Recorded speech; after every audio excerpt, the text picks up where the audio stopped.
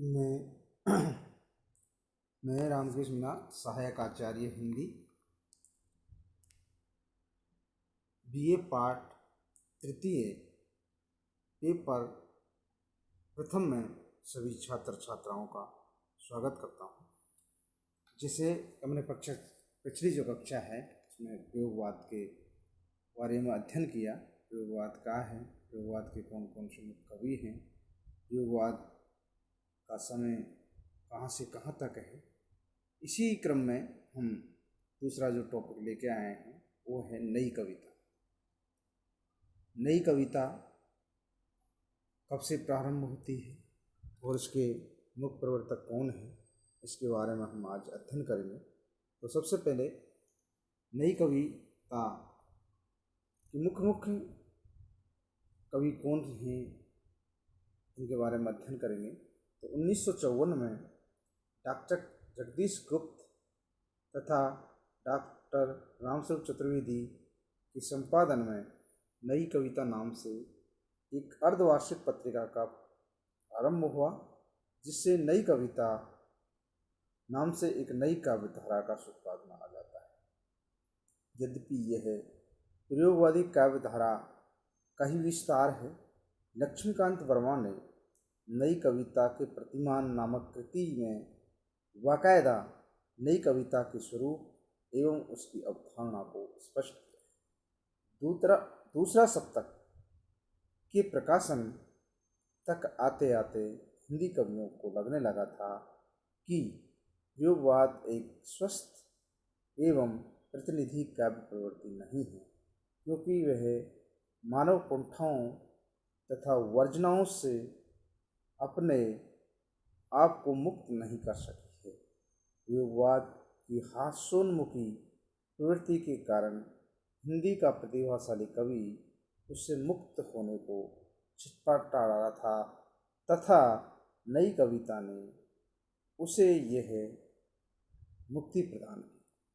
Sumitranandan Pant, Muktibodh, Dharmveer Bharti, Laxmikant Verma, Giriraj Kumar Mathur, doctor Nagendra आदि ने अपने आलोचनात्मक लेखों में नई कविता नाम को स्वीकार किया तथा डॉक्टर नामवर सिंह ने कविता के नए प्रतिपादन में नई कविता की अवधारणा पर अपनी स्थापना की।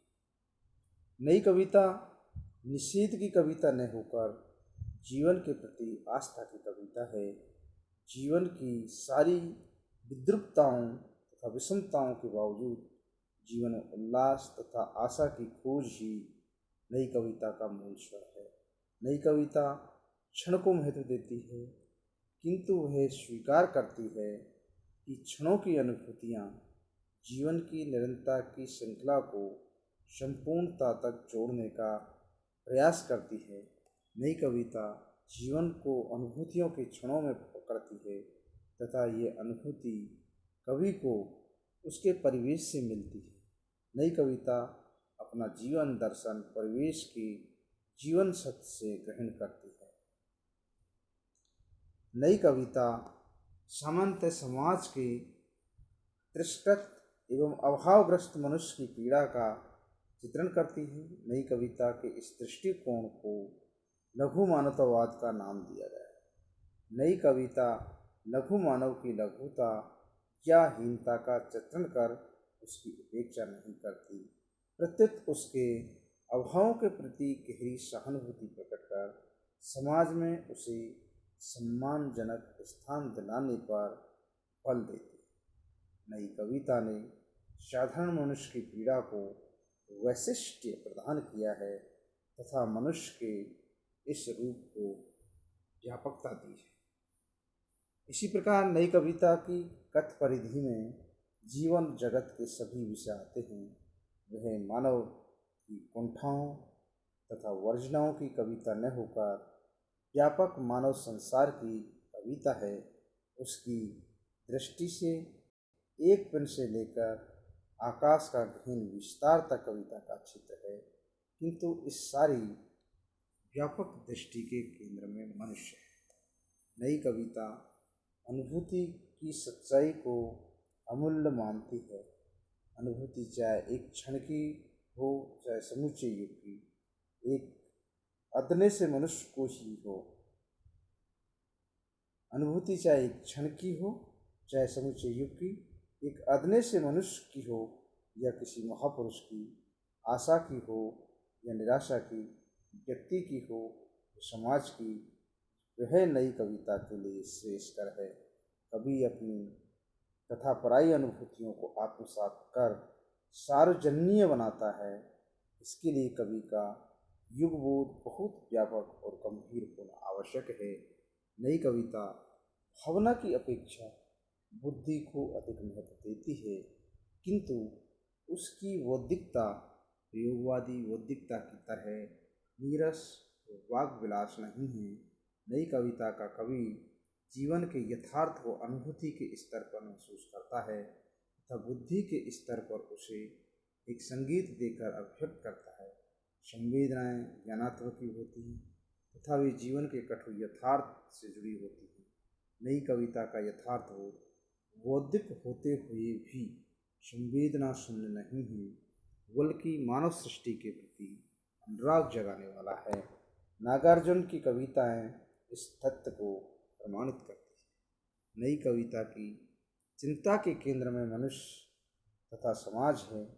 नई कविता की चिंता के केंद्र में मनुष्य तथा समाज है। वे मानव जीवन की सारी विषमताओं को रूपायित करती है तथा एक बेहतर मानवीय दुनिया की कल्पना करती है। मुक्तिबोध केदारनाथ सिंह, रघुवीर सहाय, सर्वेश दयाल सक्सेना आदि का काव्य लोक जीवन की अनुभूतियों से युक्त नए मानवीय जीवन की ओर संकेत करता है। अर्थात मुक्तिबोध केदारनाथ सिंह, रघुवीर सहाय, सर्वेश दयाल सक्सेना आदि का जो काव्य है वो लोक जीवन की अनुभूतियों से युक्त नए मानवीय विकास की ओर संकेत करता है। नई कविता का सिर्फ विधान पूर्ववर्ती कविताओं से सर्वथा भिन्न है। वह शब्द को नई अर्थवत्ता प्रदान करता है, नए भाषा प्रतीकों, बिंबों, उपमानों की खोज करता है, किंतु यह खोज लोकोन्मुखी है, इसलिए जीवन के स्पंदन के अत्यंत निकट है। नई कविता का कवि भाषा के प्रयोग के प्रति बहुत सजग है तथा साधारण शब्दों में घेरे अर्थ संप्रेषित करने की क्षमता रखता है। नई कविता पौराणिक मिथकों को भी नए तथा आधुनिक अर्थ प्रदान करती है।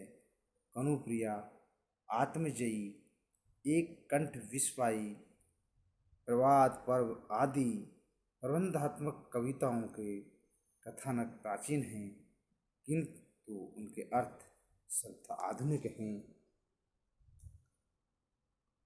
आगे अज्ञेय, धर्मवीर भारती, मुक्तिबोध, ज्ञानार्जुन, केदारनाथ सिंह, केदारनाथ अग्रवाल, हरिनारायण व्यास, नेमचंद जैन, रामविलास शर्मा, रघुवीर सहाय, सर्वेश दयाल सक्सेना, भारत भूषण अग्रवाल, रामदर्श मिश्र आदि नई कविता के प्रतिनिधि। अर्थात नई कविता के जो प्रतिनिधि कवि उनमें अज्ञेय है, धर्मवीर भारती है, मुक्तिबोध है, ज्ञानार्जुन है, केदारनाथ सिंह हैं, केदारनाथ अग्रवाल हैं, हरिनारायण व्यास, नेमचंद्र जैन, रामविलास शर्मा, रघुवीर सहाय, सर्वेश दयाल सक्सेना और भारत भूषण अग्रवाल, रामदर्श मिश्र आदि नई कविता के प्रतिनिधि कवि हैं। किंतु नई कविता की परंपरा सतत प्रभावमान है तथा हिंदी कविता आज विश्व की समृद्धतम कविता कही जा सकती है। उक्त कवियों के बाद की पीढ़ी में अशोक वाजपेयी, राजेश जोशी, ऋतुराज, लीलाधर जगूड़ी, धूमिल, कुंवर नारायण, राजकुमार, कुंभज, विष्णु दत्त शर्मा, विजेंद्र आदि अनेक कवि हिंदी कविता को समृद्ध कर रहे हैं। आज भी हिंदी कविता में अनेक काव्य धाराएं प्रवाहित हैं। किंतु नई कविता की परंपरा ये हिंदी कविता की प्रतिनिधि परंपरा है। थैंक यू, धन्यवाद।